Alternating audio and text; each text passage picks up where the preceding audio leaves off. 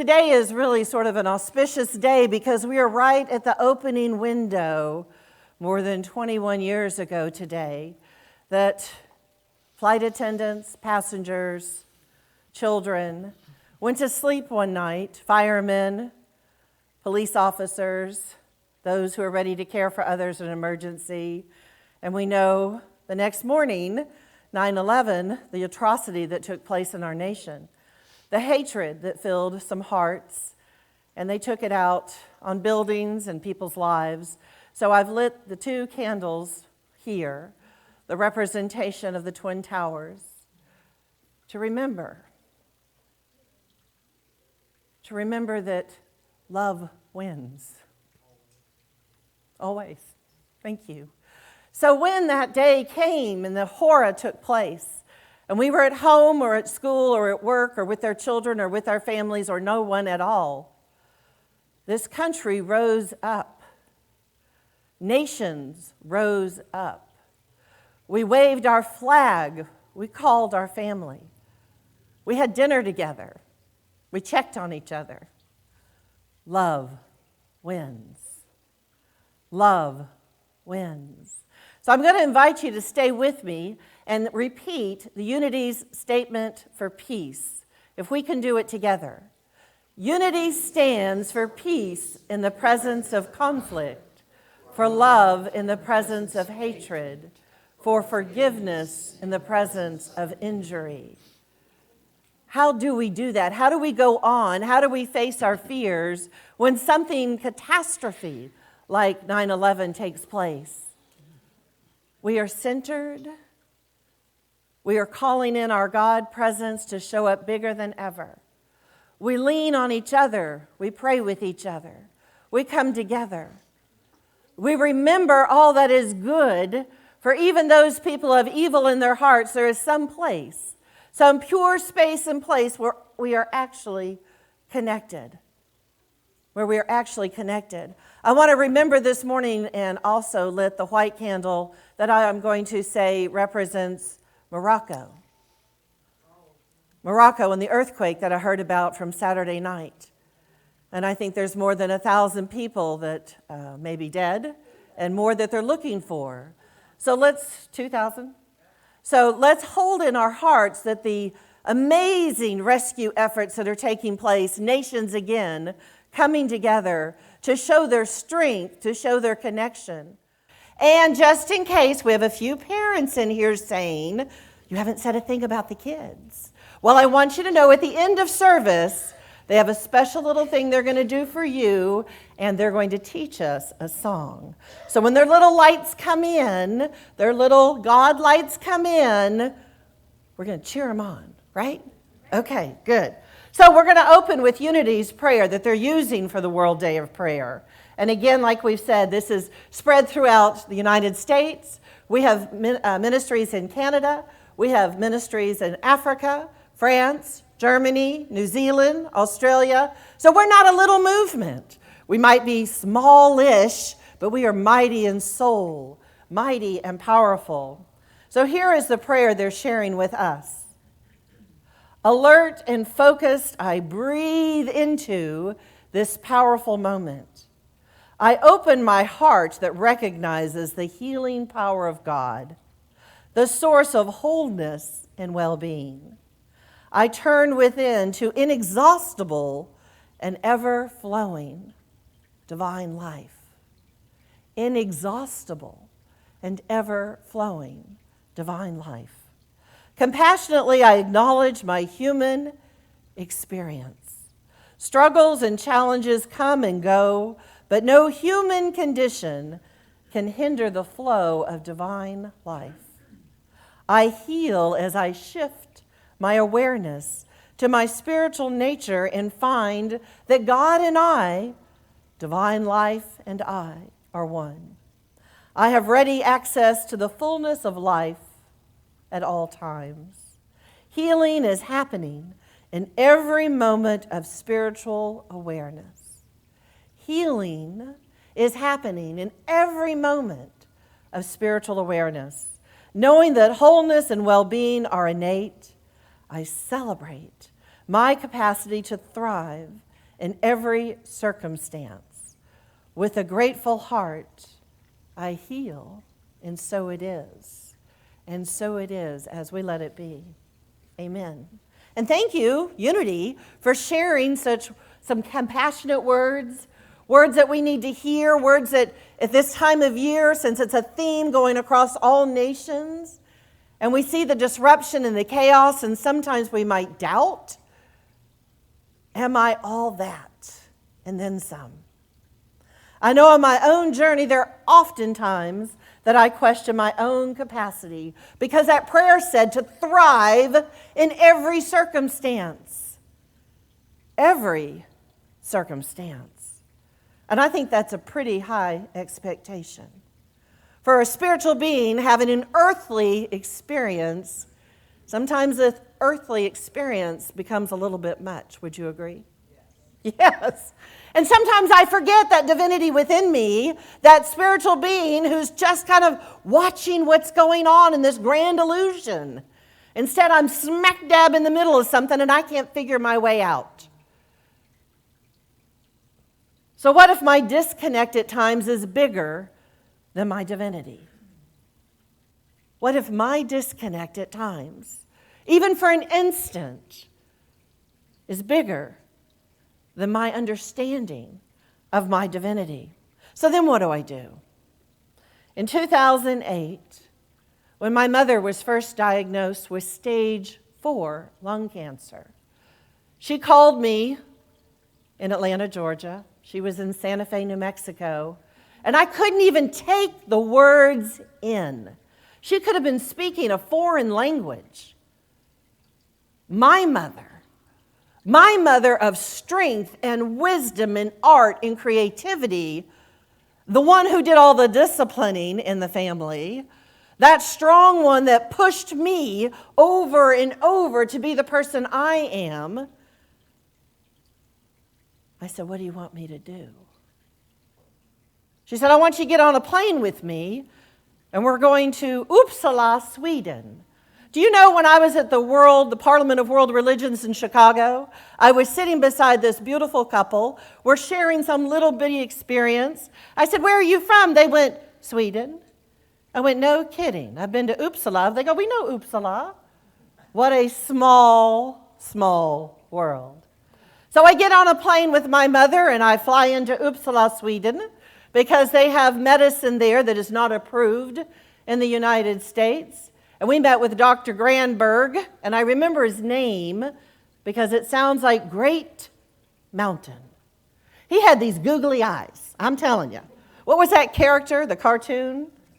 Mr. Magoo. This guy was Mr. Magoo all over the place. And he was a specialist in the medicine that he had. And Mom was up to be a candidate for that medicine. Now, the journey of this I call a God journey, because we get on a plane and we got to shift planes in Paris to get to Sweden. Have y'all been to Charles de Gaulle? That is not the friendliest place in the world. And they don't care if you make your plane or not. They do not care. That is your job when you get to that airport.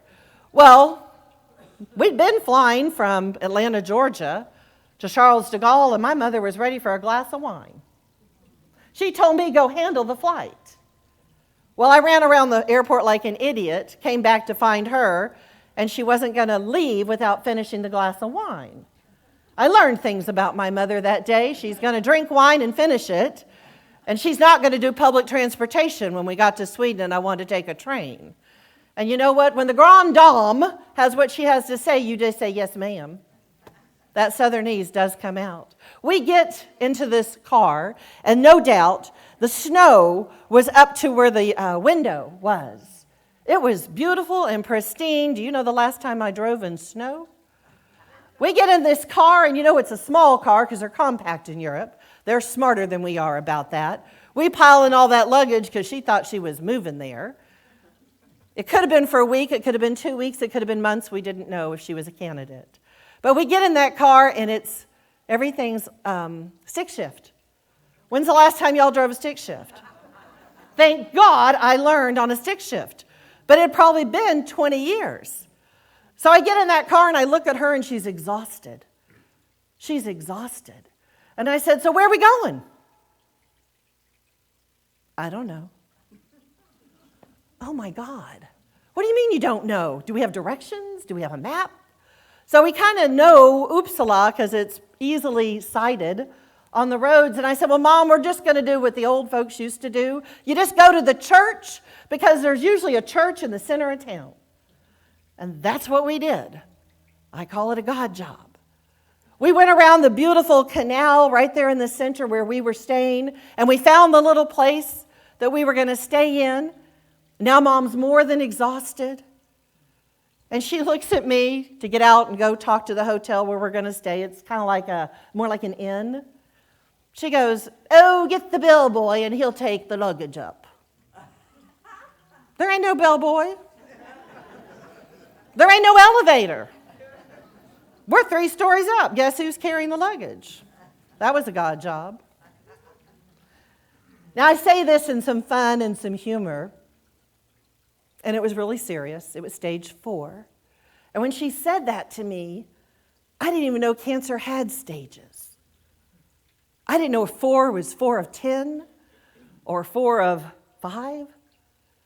But if you've been around people who go through cancer, stage 4 is it. There's no 5. But I didn't know what I didn't know, and I didn't need to know more than I did know.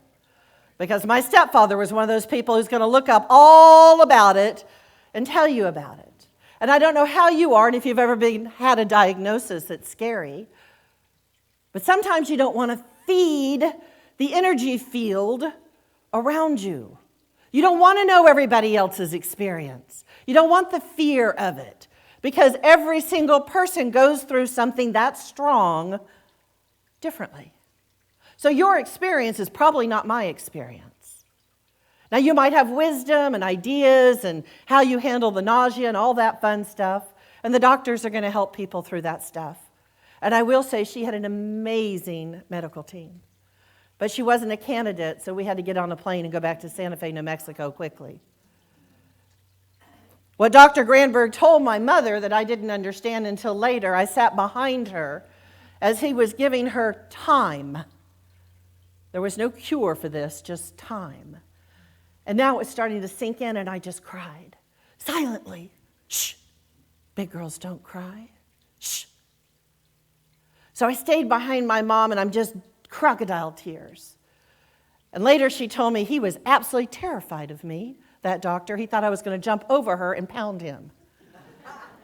If that could have saved her, maybe I would have. And at the same time, those of us who travel a cancer journey or any life-threatening journey with somebody we love, it's their journey. How do you show up to support them?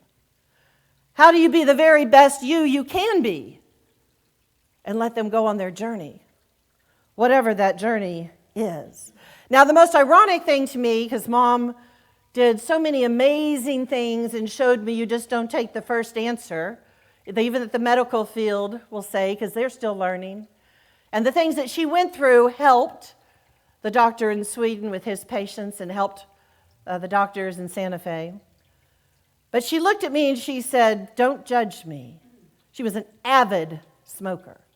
Since 13 years old, had 2 cigarettes going at all times.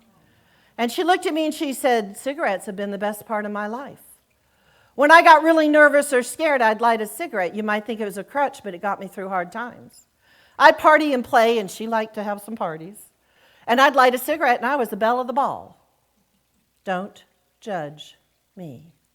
And she didn't think cigarettes were the cause. So I let that part go to some extent until my daughter came to visit my mom with me. And Mom's in a wheelchair by now, and we're 2 years into whatever chemo and radiation they pour poison through her body. And she's fading. She's in that wheelchair. And my daughter looked at me and she said, don't you say a word. And she wheeled her outside and they smoked a cigarette. Now you can say that by then, there's nothing the doctors can do. We're just buying our time. So I question my capacity to thrive in every circumstance. Where is our strength when we don't think we have any?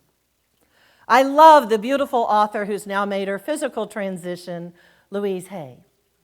And this is what she has to say.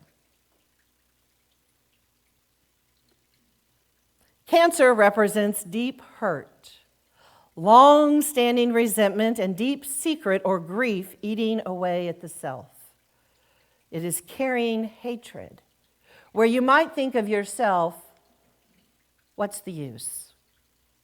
So when I work with people here at the church, and we're going through end of life, and my first questions are, besides how are you, and what do you believe, is the air clear between you and anyone else? Are there any secrets that need to be told? Any lies that need to be released? Is there anything in your heart space that you need to clear out? And I hear it all. I hear where the mother or father blames themselves. I hear where they're angry at a child who didn't accept X or Y or Z. Are we clear? Because when we talk about Easter in unity, we have the option of having the resurrection every single day in our lives. That means we overcome the stuff that is no longer serving us. Pattern interrupt us. Whatever it is you're carrying, that burden, that secret, that grief, it is eating away inside you. And it's going to show up. It's going to show up. Long-standing resentment, something that's hurting you. Where in your body do you keep this feeling? So I'm going to invite you, let's take a moment. If you feel comfortable to close your eyes, or if not, just find that peaceful place, because we're going to go through a body scan with Louise Hay. Give me just a minute. Don't want y'all yet, but almost. So I'm going to invite you to imagine this horizontal scan of light. It can be any color that you want. White, clear, rainbows, pink, whatever that feels like. And I want you to literally think of it as a scan coming down your body. And I want to start right above your head, right above your crown chakra. That's just a couple inches above your head. And imagine this gentle scan coming down your body. See the light? I want you to feel that scan right there in the center of your forehead. Gently allow it to come down. Your eyes, behind your eyes, what are you not seeing? What is blinding you? What are you turning away from? What secrets do you hold? And allow that to come back behind your nose area. The very breath of life. The Egyptians said if you cut off that nose, that statue cannot breathe, and they thought the statues held the gods. Allow your God to breathe. Imagine right there behind your ears, what are you closed off to? What do you not want to hear? What is hard to understand? And allow that light to come on down to your mouth. Are your words of truth? Are they hurtful? You have power in your words. Come on down to your throat chakra. I want you to take a breath in. Fill that throat and let it go. I want you to think these words. Yes, I am worthy. I am meant to be here. Yes, I have something to say. I release any feelings that I feel less than. I release clamming up when I really do have something of value to say. I speak my truth. I value my words, my power. I acknowledge that God said, let there be light, and there was light. I release anything unlike light in my voice right now. Breathe. Follow that scan up to your chest. Across your shoulders, are you carrying the burdens of the world? Come on down. Fill your lungs. And exhale. Our lungs are the ability to take in life. says Louise Hay. Our affirmation is, I take in life in perfect balance. I breathe for myself. I understand for myself. It is safe for me to take charge of my own life. I love life. It is safe to live. It is my birthright to live fully and freely, and I am worth loving. If you ever go through bronchitis, pneumonia, the affirmation, I declare peace and harmony within me. Pneumonia is, I'm tired of life. These emotional wounds are not allowed to heal. Our affirmation is, I freely take in divine ideas that are filled with breath and intelligence of life. This is a new moment. Bring that scan down to your back. Are you carrying a load? I invite you to set it down. I invite you right here to roll your shoulders just a little bit. Maybe kind of roll them up and down and release the tension in your back.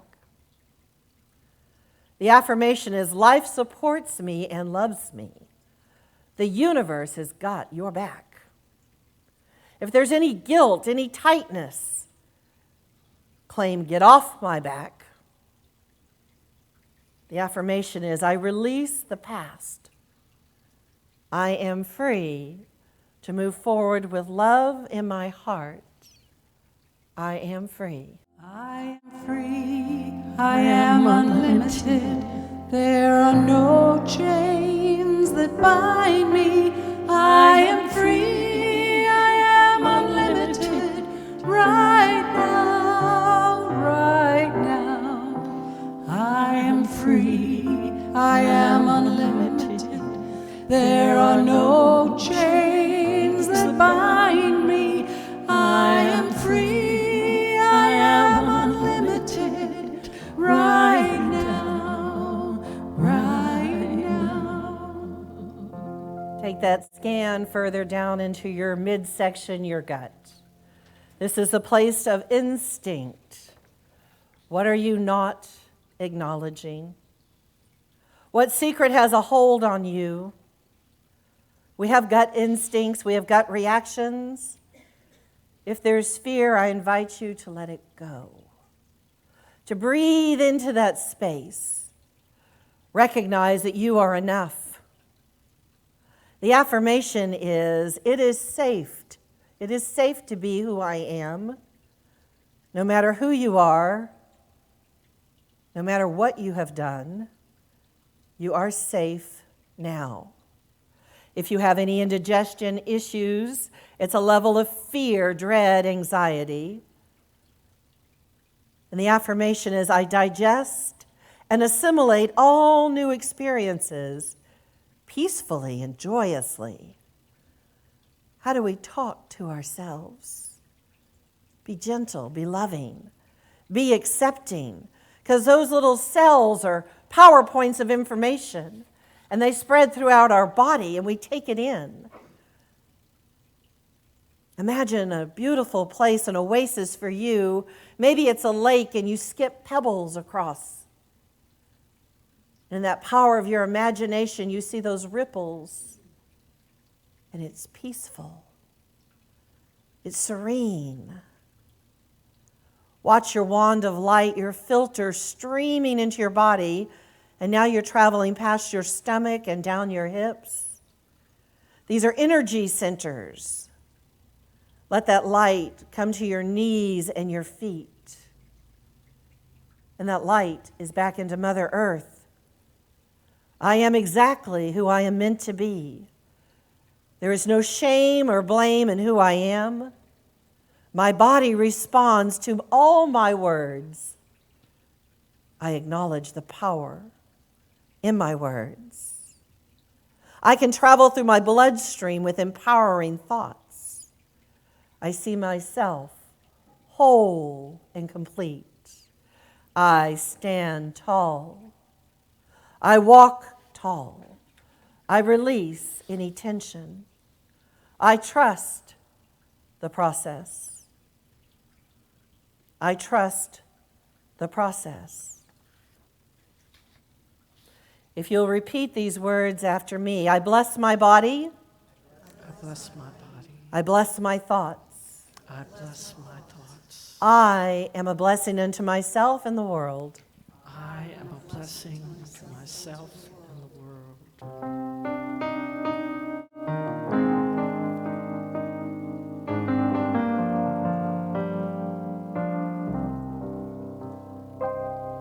You are the heart, you are the hands, you are the voice of spirit on earth, and who you are, and all you do is a blessing to the world. You are the heart, you are the hands, you are the voice of spirit on earth, and who you are, and all you do is a blessing to the world. So, staying in this wonderful space, I invite you to open your eyes, to know that you are already complete. You are already a blessing, not only in your own life, but to those around you. Acknowledge that. Hold that deep, sacred space within, and know that you're exactly where you're meant to be, no matter the circumstances, as we invite our children in to bless all of us. Amen.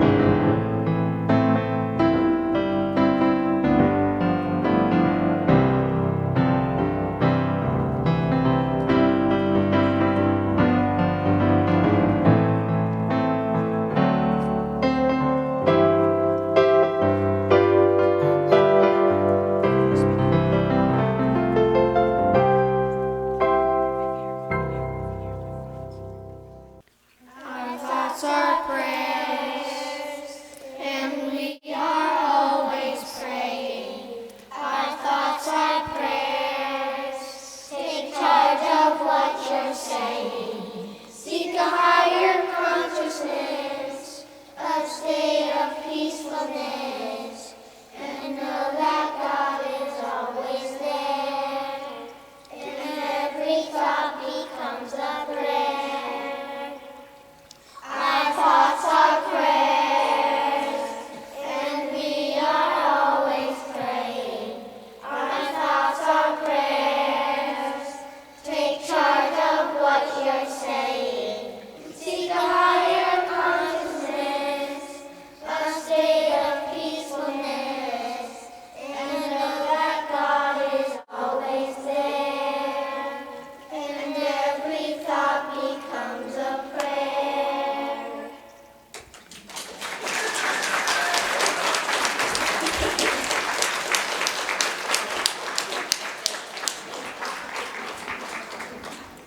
When we sing, we also sign the words using American Sign Language. Reverend Tracey asks us to teach you the signs for the song.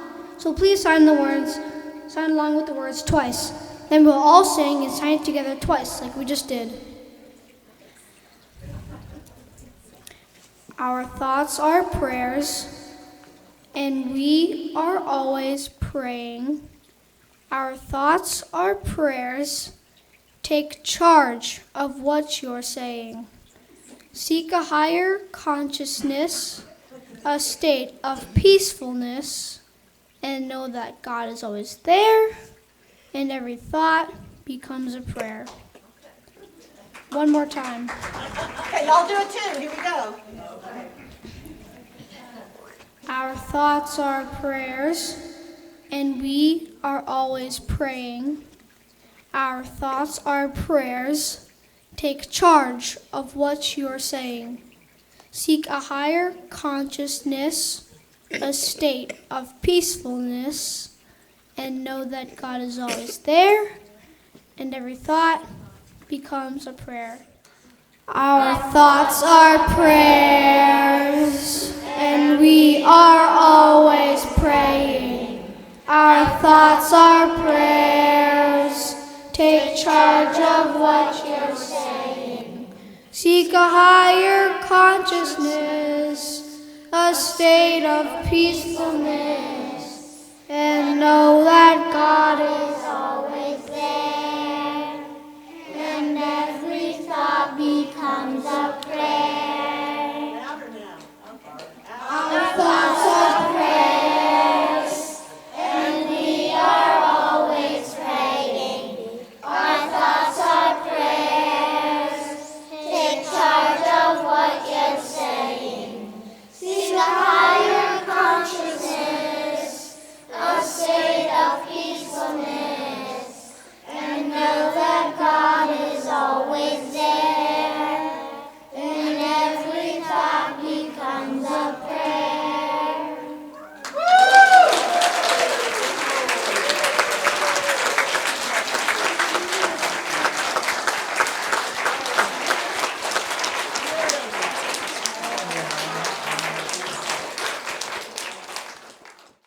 That was absolutely fantastic. Thank you, everybody, sharing your light with us. We're coming up on the World Day of Prayer. If you didn't see the beautiful little lights that they brought in, they've been making these for a couple weeks. So we're going to share that also on World Day of Prayer. So thank you for all being a part of this.